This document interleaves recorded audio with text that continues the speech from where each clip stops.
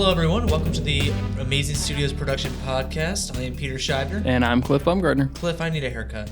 Really? Yeah. My hair is it's completely out of control. For those of you watching on the YouTube, you can see it's getting to be ridiculous. We've been recording this in-house project for the 20th anniversary, and our boss can't know about it. But it's taken us probably, a month longer than we anticipated. Yeah.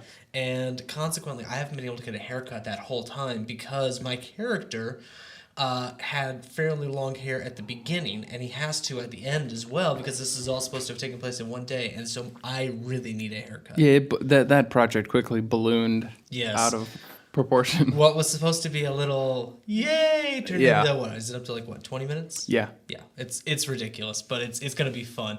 But hopefully the next time you all see me, I will have a nice clean cut appearance because my wife is starting to get on me. It's getting out of control. And actually, I think as they're hearing this, we're recording this in advance. Not to get too into the magic.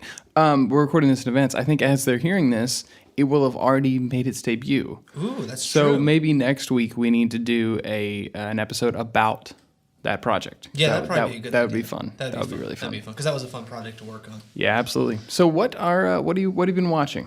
I want to talk about some British television. I watched Broadhead recently. Have you seen Broadhead? I have not. Okay, so.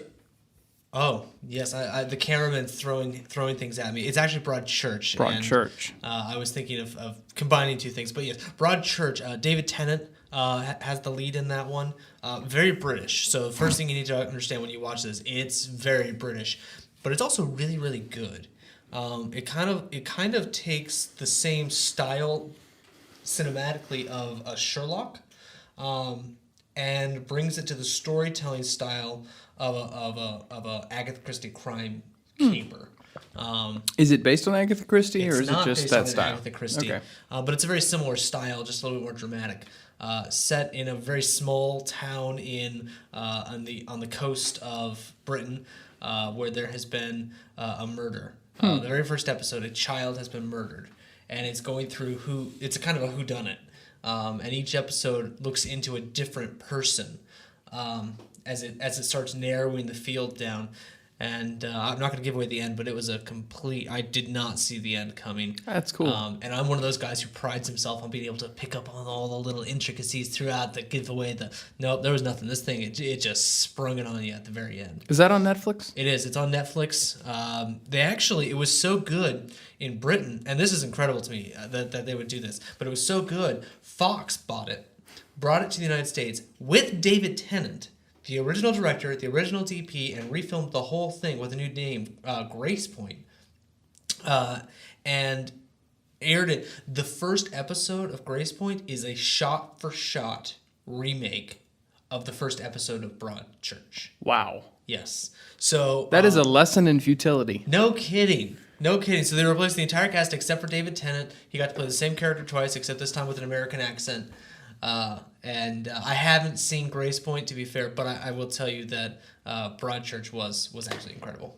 That just goes to show how thrown we are by how thrown Americans are, that is, by other people's accents. Mm-hmm. That they would have to remake an entire show that was perfectly fine just to change the accents and the references, because we are that paranoid of other cultures. I do. I love a good, and David Tennant has one of the best Scottish accents out there. I love him in that because he's not doing a British accent. He's doing his native Scottish. Yeah, it's cool. Absolutely incredible. That's awesome. So that's what I've been watching. How about you? What have you been watching? Well, actually, last night I sat down for my fourth theatrical screening of Mad Max Fury Road.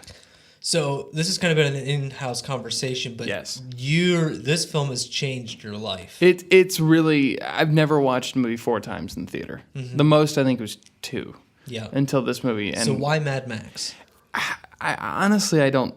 It's hard to put into words. I was not a huge fan of the originals. It wasn't one of those devoted. I obviously knew about them. They've had a huge impact on culture and references, and the post-apocalyptic genre is in a lot of ways thanks to Mad Max, in film at least. And but I saw the trailers coming for Fury Road, and it just looked really interesting, and everybody was talking about how cool it was.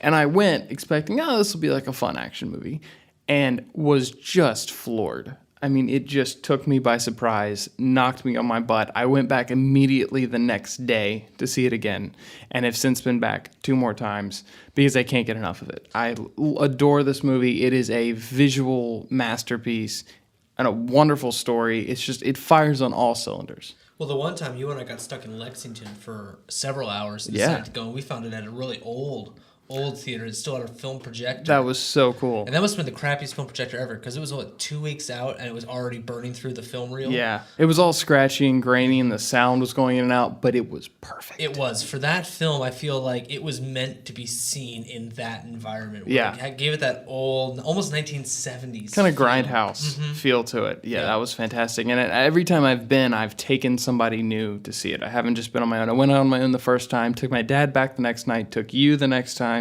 Last night I took Brian and Jeremiah. And Jeremiah, he's our animator here at the studio, and he's an awesome guy, huge movie buff. But when we came out of the theater, he said, I normally am the guy who says there's no good modern action movies. He said, but now I have to take that back because that was, his words were, that was holy crap. Well, what's incredible to me is the team that made it. I mean, George Miller is known for Babe and Happy Feet. Yeah. Yes, he did the original Mad Max, but that was a long time ago, and he kind of went into this very almost children's film era with Babe. That was, I mean, obviously Babe was a work of art. It had several nominations. James Cromwell obviously did phenomenal in that film, got his Oscar there. But to go from that to Fury Road, which has almost no dialogue, and is just action, seems like a huge transition, but he really did. He pulled it off. He did, yeah. I mean, and even we were talking about this off mic earlier, that Mad Max, sure, there were the early Mad Max films, but Fury Road really stands on its own. I mean, you almost can't compare it to the originals. No, it is the originals on acid. It's just, it is this huge, like I said, it's a visual onslaught. You can't look away. It grabs you. The techniques they use to manipulate every shot. Every shot is either slowed down or sped up or something or moved around, cropped, something to give you the exact impact they wanted it to have. It's a masterpiece. I've read some articles about the editing of it, and I can't imagine, as an editor, I cannot imagine how you begin to work on a project like that. And they pulled it off brilliantly. It's just, I can't get enough of it. If you still haven't seen it, go find it. It's in like the cheap theaters now. Yep. Well worth your time. Certainly worth the $2 it takes to Yes. And September 1st, the Blu-ray comes out. I will be first in line because it actually will have on the Blu-ray, George Miller is including a black and white version, which I think is going to be gorgeous. I cannot wait to see it, and I can't wait to see some of the behind the scenes of how they made this film, because the whole film is a magic trick. It's amazing. All right, so today we want to talk about kind of our personal journeys through cameras. Right. Well, because to lead into this, cameras are a big discussion. In this industry, you hear a lot of people always talking about the new cameras and talking about their favorite cameras, and now we do it in here all the time. I mean, right, we've been having a lot of conversations recently about the Alexa 65 after the Revenant trailer dropped. Right, but the thing about it is, when it comes down to it, cameras are only a tool, and there certainly are better tools than others depending on the situation, depending on what you're trying to do. But really, for us as artists, the camera is a reflection of where you are in your artistic journey and what a different camera allows you to do. And I think that's the reason you should upgrade or go to the newest camera or switch to a different type of camera, is if it's going to produce the effect that you need to express what you're trying to express. And hopefully folks listening to this will realize that by the end of this that there is a journey that you need to have through cameras. You can't get handed a red on day one and be expected to produce what you would be able to produce if you spent time learning the basics on more basic cameras and building your way up to it. I knew a photographer. He's one of the best photographers I've ever met. He's local and he's phenomenal. But I was talking to him about his work one day, and he said, the reason I shoot good pictures is because I learned on film. He said, on film, I got to a point where I couldn't afford to take bad pictures. He said, so to this day, when I'm shooting digitally, I don't shoot an entire card worth of pictures. I only shoot good pictures because that is how I'm programmed. That was my training, was to only shoot the best stuff. And I think that's also true in video. If you learned on film or if you learned on tapes where your resources were limited, it's a part of your development. Yep. So I'll go ahead and get us started. I'm going to skip my first camera because I got my start in stop motion, which was a story for another time. But my first video camera, I had the first version of the 3CCD chip Canon Vixia.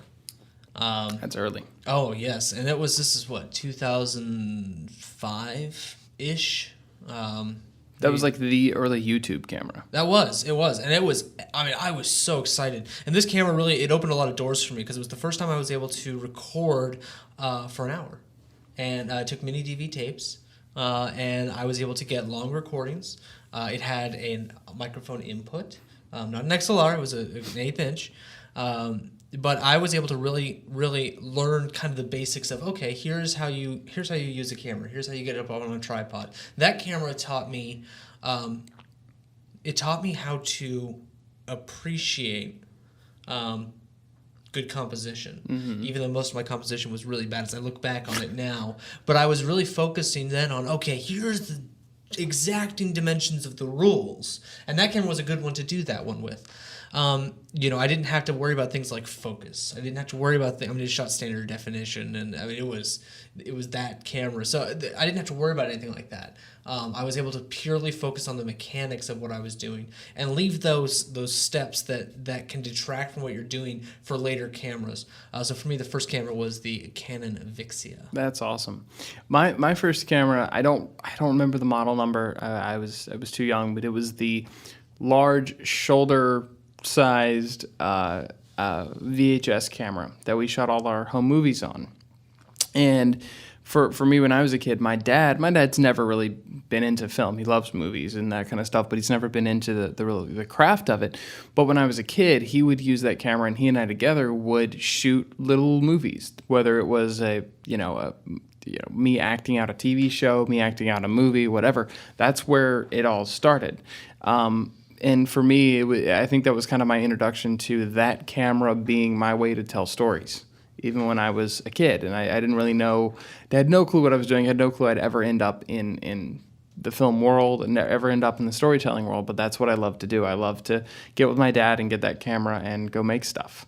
And unfortunately, I think we ended up destroying that camera at one point when we no longer needed it, because I would give anything to have it now. But yeah. How it goes. So my second camera, I'm going to combine two because I got one and then like a month later I replaced it. But I bought the Sony FX1. And then a month later I replaced it with the Sony Z1U, which was the exact same camera except it had XLR inputs. And some guy was stupid enough to say, hey, let's trade cameras. Because he had a board that sent out a 1/4 inch input, and the FX1 only has an 1/8 inch input, and so it was easier for him. So we swapped cameras, which was dumb on him because now I had a camera with phantom power on its XLR outputs. That was the first camera that I ever used. Honestly, the first camera I ever used that I had full control. I could focus on my own. I could do white balance on my own. I could set the audio levels on my own. All of these things that I was used to the camera just kind of doing, I now not just had the ability, but in some ways was forced to do on my own. And so it started teaching me the discipline of filmmaking. It started to teach me kind of the how to focus on things that are maybe a little bit more behind the scenes. You may not necessarily think of things like that, like white balance. It's really easy to forget white balance. Right. It's still really easy to forget white balance. It is. It doesn't matter what level you are. As you get going, it's easy to forget, oh, I need to get a white card up there and actually dial in the room and not just think, okay, it's, outside. That's probably about 5600 and just dial that in. There's so many things that can contribute to a little bit of a shift. And the Sony was the first camera that really taught me the importance of a lot of those details. It slowed me down a little bit in my process, which was exactly what I needed, was to slow down. Right. I'd saved up for a long time to buy that camera, and so it also was the first camera that taught me the value of a camera, because the FX1 was a $2,500 camera used. It was like a $4,000 camera new, and I'd gotten it used secondhand. And so it really started to teach me the value of my gear and the importance of keeping it well kept. So that was the Sony FX1 and the Sony Z1U for me. My first fully manual camera was also a Sony. When I was a kid, when I was probably like 9, 10, 12, all that whole area, I shot on like various like handy cams and whatever we had as a home camera for a while, and that was where I made movies with my friends and stuff like that. But then when I actually started to get into video, I got a Sony A1U. Which was kind of the baby HDV camera. It was, I believe they used it as an extra camera on like Deadliest Catch at the time, to give you an idea of when this would have been. And I completely failed to utilize that camera well. That's the one where they had to put the mini DV tape in the bottom, right? Yeah, I believe so. Oh my word, that thing was so annoying because you had to take it off the tripod plate every single time. As if tapes weren't annoying enough. I know. As is. Which, oh man. For whenever we talk about editing one day, we have to talk about the log and capture days, because that was a circle of hell. We didn't realize what a circle of hell was until we got cards, right? And we could just transfer footage. You just plug it in. It seemed and it works. I mean, it was so normal. Oh, I've shot. Now it's going to take me exactly the same amount of time that it took me to shoot this to import this. Right. And I don't remember ever thinking there has to be a better way. I just remember being like, oh, this is it. This is what you do. This is the way. Right. But I got that camera and I totally failed to utilize it at all. It was really it's kind of a dark spot on my learning and progression in film, because I didn't understand exposure that well. I didn't understand how you need the importance of light and how light was used at that point. And I guess you could say that camera taught it to me, because I remember getting that camera and kind of thinking, oh, this will be the magic bullet. It's a great camera. It's a Sony. It cost me more money than anything else, and I'll set it up and I'll film myself or film something and it'll be awesome. And of course, it wasn't. It looked terrible. The gain on those cameras wasn't the best to begin with, and then when you're not lighting it, it was just awful. And I remember being really discouraged and just feeling like, oh, this is terrible. But in the process, I learned that it's not the camera, it's the operator, and that you have to, I've since seen images shot with that camera that are fantastic, but by people who knew what they were doing, and I didn't at the time. So that was a kind of an important part in my development, I think, that allowed me to really learn what it takes. Mm-hmm. So my next camera, I'm going to skip a couple of iterations of cameras that were similar to the Sony that I didn't personally own, but I got the opportunity to use. But by now, I'm in film school, and the school that I went to at the time was still very much in film. There was this underlying, and you just remember when I went to school, it was right at that point when HD was starting to become relevant. It'd been out for several years, but there wasn't really a standard on overall look and quality. We were still running into issues with chromatic aberration. There wasn't a 4K. That didn't exist yet. This was a couple of years before the Red 1 came out. It came out while I was in school. And so film really was still king. And so my education was very focused on shooting on film. And so I got the opportunity to shoot with the Arri S. Have you ever seen an Arri S? I'm sure I have. I can't recall it off the top of my head. Yeah, so the Arri S is a unibody camera, meaning that the film reel is built into the camera. It's not one you detach. So that's the first camera that taught me how to shoot purely off of knowledge, not off of what I could see in the screen, because you couldn't see anything in the screen. There was none. I was picky. I hate the 16 millimeter. For anybody who doesn't know, if you shoot Super 16, that's going to be your 16:9 format, but standard 16 millimeter is 4:3. I struggle to frame in 4:3. My brain has always been better at 16:9, and so I would go in on these cameras. I would kind of take the viewfinder off, and I would go to the ground glass. For anybody who doesn't know, on a film camera and more expensive cameras, you have a prism inside the lens or inside of the camera that splits. And it sends the image to both the film and also sends it to the ground glass, which then you can adjust to bring into focus for your eye the image. And so I would go in, I would take the viewfinder off, I'd go straight to the ground glass, and I'd put tape on the ground glass of this camera so that I could frame in 16:9. But it's the camera that taught me the mechanics of it. I had to figure out exposure based purely off of the sun. I mean, I have to look at my scene and I'd say, okay, if it's sunny outside, I use the sunny f16 rule. Okay, sunny f16 at 100. Then I'm going to say, okay, now my film speed is actually this, and so I'm going to adjust my aperture like that. I had to think ahead. I had to buy film. And so I had to look at my scripts and I had to say, all right, I know that I have 2 scenes that are inside and 1 scene that's outside, so I probably want to get 2 rolls of film that are tungsten balanced and 1 roll of film that's daylight balanced. It forced me into that discipline, which is something that I think younger filmmakers who are going to follow us are going to lose as we get more and more away from film. Is the same thing that film photographers went through, where every single picture I'm going to take has to be a good picture. Right. When I hit record on that camera, I could hear money churning through. It was like $1, $2, $3, $4, $5, $6. I mean, I spent $100 on a single roll of film, and as a college student who was eating ramen noodles and considering begging on the street to pay for clothes, $100 was really it hurt. Yeah. And I think that was something really good, was to feel that pain in shooting. I didn't shoot extreme amounts of takes of something. If I knew I got it, I got it. At the same time, I also knew I couldn't reshoot it. Mm-hmm. And so I made sure I got the full coverage that I needed there. So the ARRI-S was a camera that taught me true discipline, and it taught me how to shoot based off of cinematic and cinematography tools, using light meters and making sure that I got it right the first time, because there is no second time. Right. And I wish, and I still want to at some point shoot on film, because that is the experience that I've never had. Yeah, it's an experience well worth having.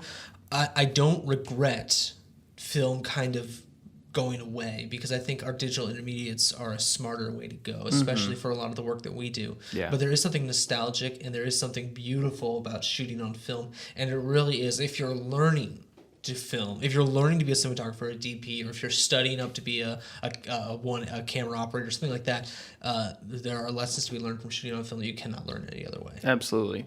When I was coming up, kind of that phase of my development was right at the beginning of the DSLR craze.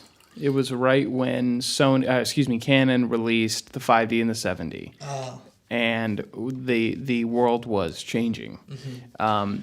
And I actually remember where I was introduced to it. There was a school here in Raleigh that was having Alex Bono. I believe you pronounce his name Bono or Bueno. Bono. I'm not. I'm unfortunately I really hope not sure. it's Bueno. Yeah, me too. But he is the film division, I believe is what they call it, director of photography for Saturday Night Live. And he came to this school to do a talk about what he does, and specifically about how they were utilizing DSLRs. And that talk really changed things for me, because all of a sudden here was a guy standing up saying, no, you don't need at this point, like the Red One was out. And actually this was right at the announcement of the ARRI Alexa, because I remember him talking about it. And I remember him saying, no, you don't need that kind of thing. We're shooting these incredibly cinematic pieces on, a camera you could pretty much buy at Best Buy at that point. And that really changed things for me. And it was the switch. It was, for me, kind of what you're talking about with film. When I got a DSLR, I got a 7D, and have since shot on 5Ds and tons of different various DSLRs. But I started with a 7D, and that was the first time that I really had to think about aperture, and I had to think about ISO, and I had to think about lenses, because I had never had a camera with a detachable lens before. That was hard to get your hands on back in the day before those cameras came out, because if you're using a camcorder, they all had the built-in, zoom lenses. 18x. Right, exactly. And so the DSLR craze, and I think it did that for a lot of people. It forced me. It put a very cinematic tool in the hands of a lot more people. And that was the first time I got my hands on it and really started to learn what it took. It wasn't just about pointing a camera in direction. It was really about every aspect coming together to make the best image. And to this day, shooting on a Red Epic now is not entirely different from shooting on a 5D. They're very, very similar in operation, and it's a great way to learn. Well, I think one thing that the DSLR revolution did was it taught videographers, what photographers have known for a long time, Mm-hmm. and that is you control the settings on your camera Right. to get the image that you want. Photographers have always known this, and they've always been phenomenal at it. That's why I think a lot of some of the best cinematographers got their start in photography. But I think there's almost a laziness to a lot of videographers. I'm going to say videographer as opposed to cinematographer. Guys who spent their entire careers just working in video, where it's almost this belief of I just want to set it and forget it. And you hear that a lot. Just set it and forget it. And that doesn't result in the best options. It doesn't result in the best images.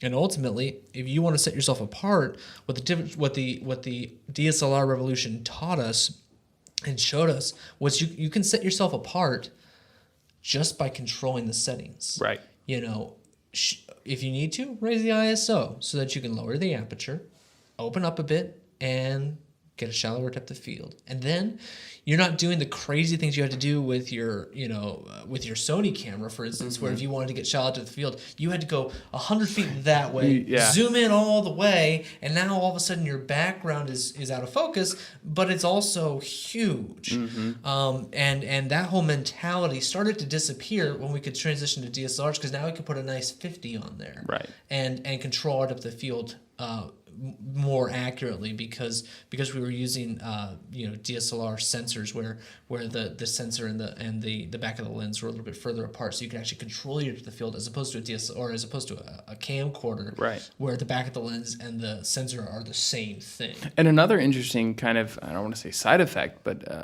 attribute of the DSLRs was with the 5D Mark II being the kind of the powerhouse at that time. You actually had true angle of view, point of view from your lenses. Yep. You actually, which is still rare, oddly enough. Even a lot of the Reds and stuff like that are still crop cameras. But with the 5D, you could really see what a 50 was supposed to look like, what a 35 was supposed to look like. You weren't worrying about, it wasn't all muddy. You were actually able to see what that meant and how that could be utilized, which is really powerful. Yeah, and ultimately what the DSLR revolution did was it allowed videographers to transition into cinematographers. And so now the what was the elitist world of cinematographers is much more open. Yeah. There's a lot more accessibility to it than there was 10 years ago. So I'm gonna go to my next camera. This was in history. I'm actually stepping back a little bit because in history, this is just before the DSLR revolution. This is before Canon dropped the Mark II with its video capabilities, which changed everything. Yeah. My school, I was a senior in school, and I was getting ready to shoot on what was the name of that camera? It was a film camera. It was a French model. I don't remember the name of the camera though. At any rate, I'd already purchased my film and everything when permission dropped for us to shoot our projects on digital if we wanted. However, we only had one camera option, and that was the Panasonic HPX 370. For anybody who doesn't know, that camera's a great big news camera. It's the type you'd see at like a press conference or something like that. Not an ideal camera. And for me, it was almost a step back. I really feel like for my film, I was doing a documentary, and for my film, it worked out all right. It's better than shooting on film for what I did, because film I wouldn't have done as long of interviews, I wouldn't have gotten as good of stuff, but it really wasn't a very cinematic camera. I couldn't control my depth of field because it had a standard ENG lens that was right up against the flange where the sensor was, and it didn't give me a very cinematic aesthetic. And for me, it actually taught me that just the price tag on the camera does not necessarily give you a cinematic look. Right. Which again, this is before DSLRs. This is before the DSLR revolutions. Before all of that, these are all things I'm learning.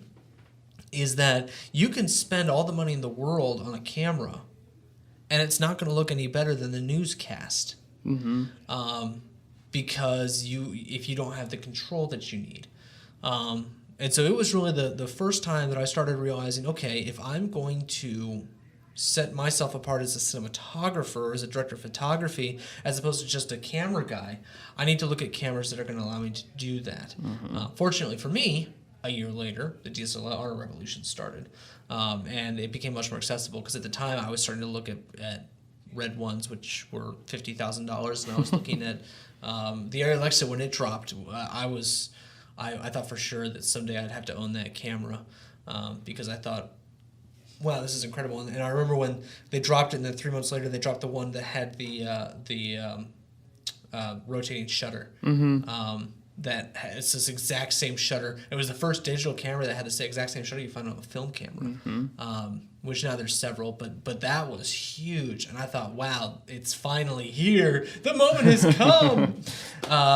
And that was a big time for me. But that's what the Panasonic HPX 370 taught me was that to an extent, once you reach a level, the tools do start to define your work. You can no longer you'll hit a point in your artistry where you actually do need to start using the correct tools. Right. A crowbar is not the best hammer. Absolutely.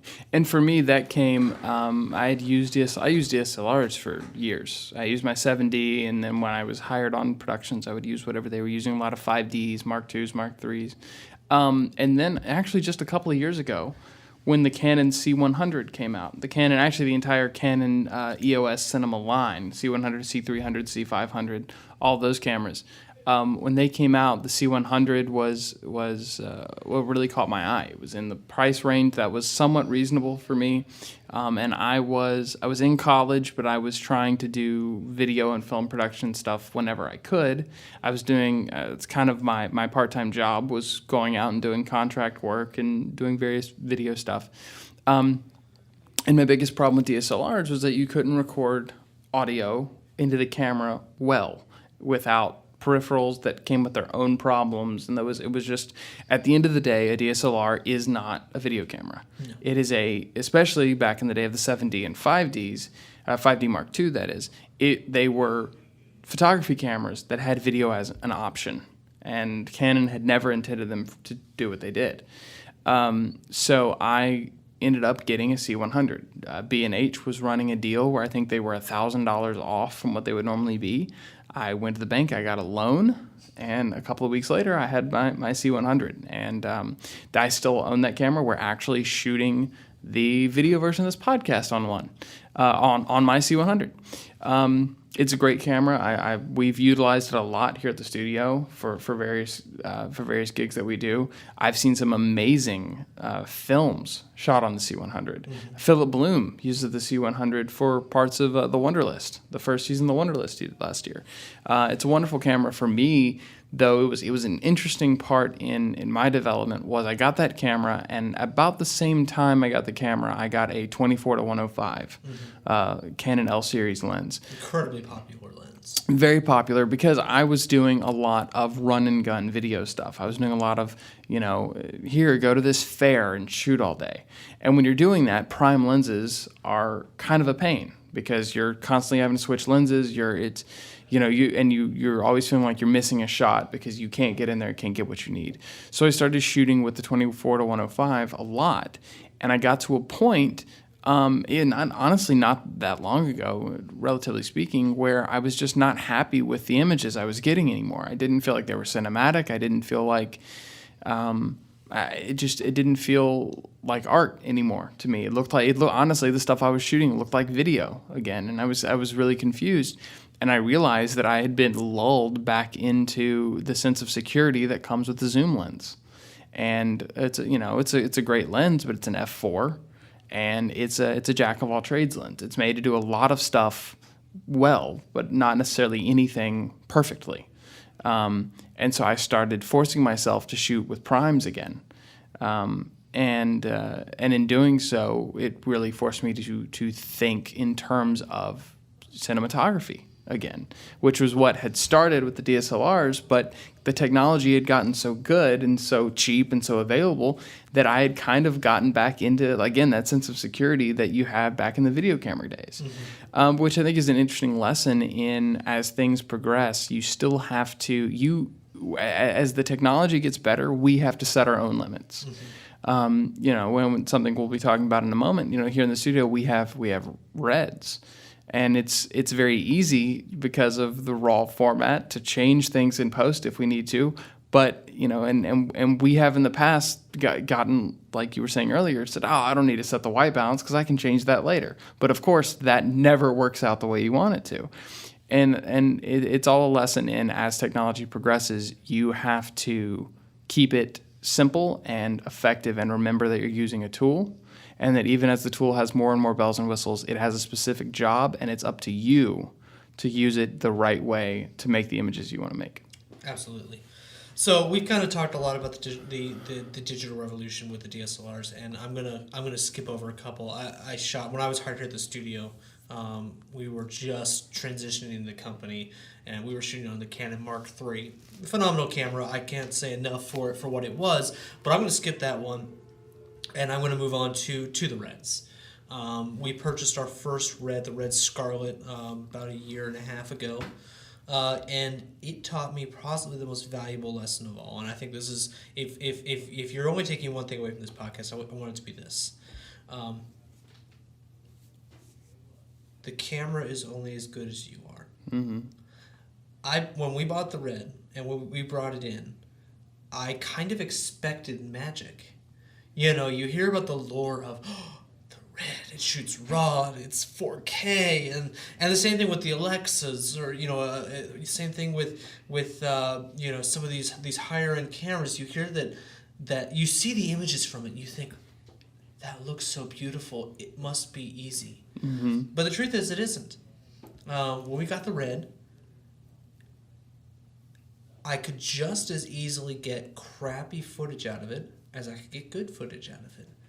And I started realizing that just because I'm pointing this camera in a direction does not mean that it's going to be any good. Right. It gives me the opportunity to make something incredible. I have the tool now to make a fine-crafted piece of art. But if I don't use that tool correctly, all I have is an expensive hammer. Mm-hmm. And kind of to your point, I started transitioning back into shooting on primes, and I started focusing then on the composition, kind of back to the very beginning where I started with the Canon Vixia. What makes a good frame? Right. How do I compose this in a way that is going to make it compelling? How do I move the camera in such a way that it's going to lead my eye and reveal what it is that I want the audience to see when I want them to see it? It really, the Red for me was the culmination of the basics and the advanced coming together. Mm-hmm. And it has taught me it kind of is the combination of all the lessons I learned from all of my cameras, because it can be as simple as you want it to be. It can be as complex as you want it to be. Absolutely. And the more complex you go, the better stuff you're going to get. The more simple you go, the more it's going to look like any other camera. Yeah.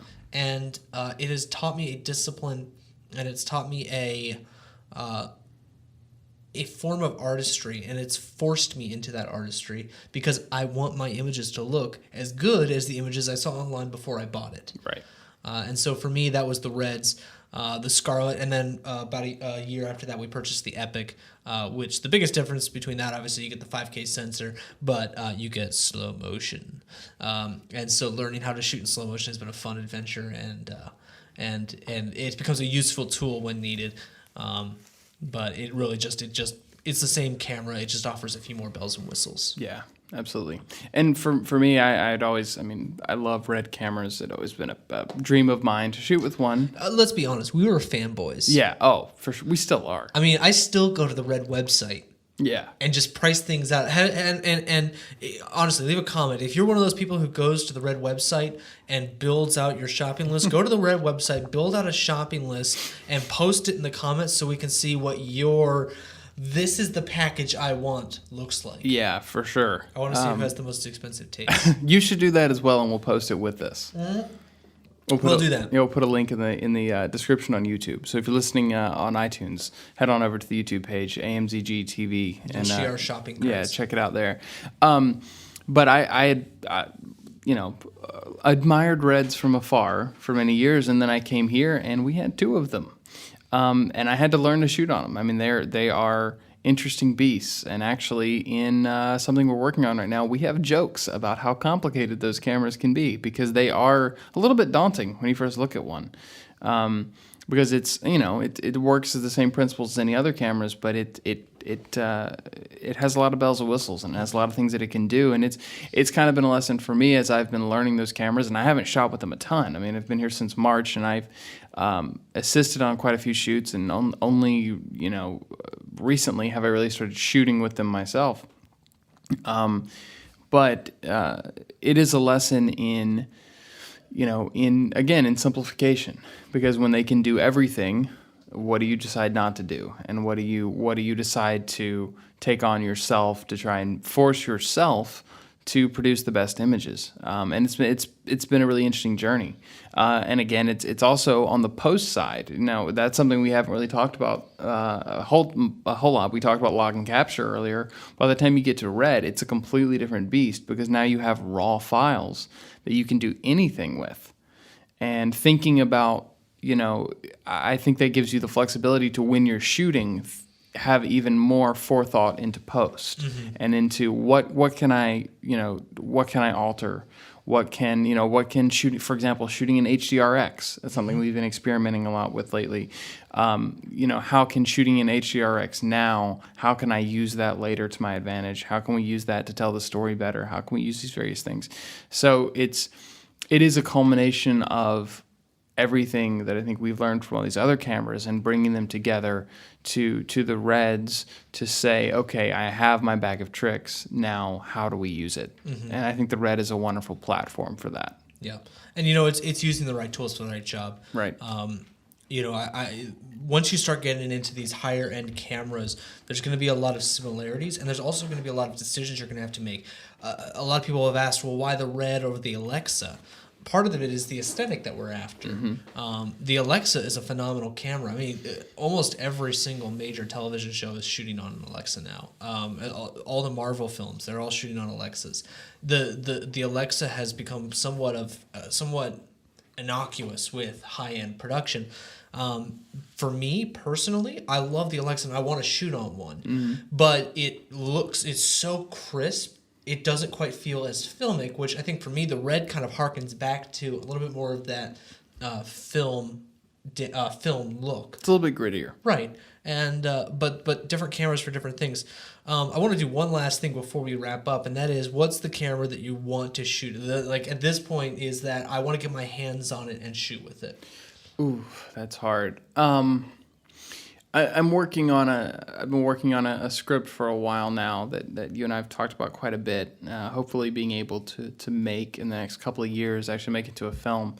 And I want, because I've never had the experience, and because it is very much my aesthetic as a director as well, honestly, I want to shoot a film back on 35 millimeter with anamorphic lenses, using only dollies and tripods. I want to go back to the era of film, the tools that were available in the era of film that I really admire, and simplify things, because I've never shot 35. I've never been forced to think in that way before. So I would love to go back to that. And a slight addition to that is shooting, whether digital or film, shooting something 65 millimeter. That would... it's really fascinating to see that kind of coming back in recent years, and it's very exciting to me. Yeah, for me, I think for me, there's a couple of cameras that are this is what I'd love to shoot on. But for me, it's the challenge of, okay, as a cinematographer, as a director of photography, what can I do that's going to stretch me the most? And when I look at that, I think IMAX. That form factor, that frame size, just the complexity that it takes to shoot that. So I would love to someday shoot on an IMAX camera, because I think that would stretch my abilities to the limit and really show me what I'm made of. As a cinematographer. That'd be a blast. That would be an absolute blast. Well, this has been a lot of fun, yeah. Cliff. I hope that this has been helpful to you as our audience. If you're on YouTube, feel free to subscribe, follow us. If you're on iTunes, please leave a comment and give us a rating. All things that help us out as we're producing more of these. We hope that you've enjoyed today's podcast. Absolutely, guys. And until next time, remember to craft a story worth hearing. Thanks a lot.